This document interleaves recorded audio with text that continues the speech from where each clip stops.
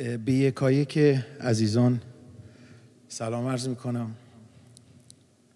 همه خوش آمدید و میخواستیم ازشون خیلی خیلی تشکر کنم به خاطر تمام اون تشویق هایی که زمان جوانی منو مجبور میکرد میبرد استودیو و به من میگفت این گیتار تولد مبارک رو بزن، گیتار اون یکی زندونی رو بزن، گیتار اون رو بزن.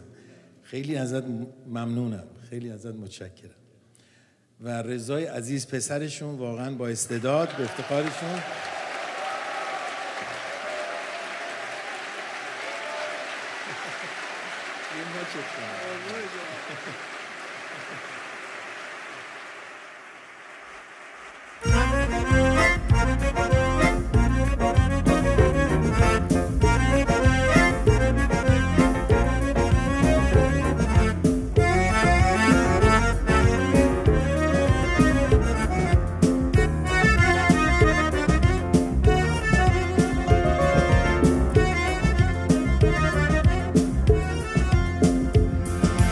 وقتی که دلتنگه فایدش چیه؟ آزادی، زندگی زندونه وقتی نباشه شادی.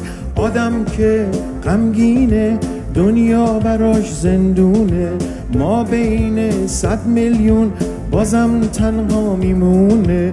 دنیای زندونی دیواره، زندونی از دیوار بیزاره.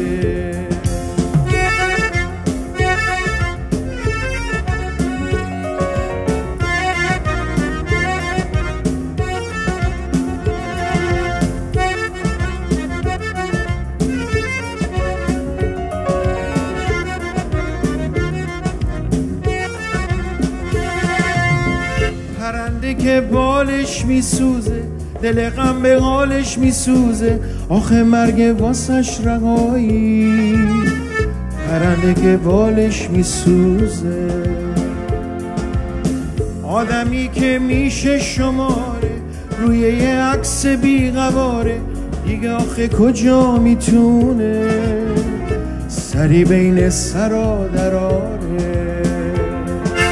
دنیای زندونی دیواره، زندونی از دیوار بیزاره.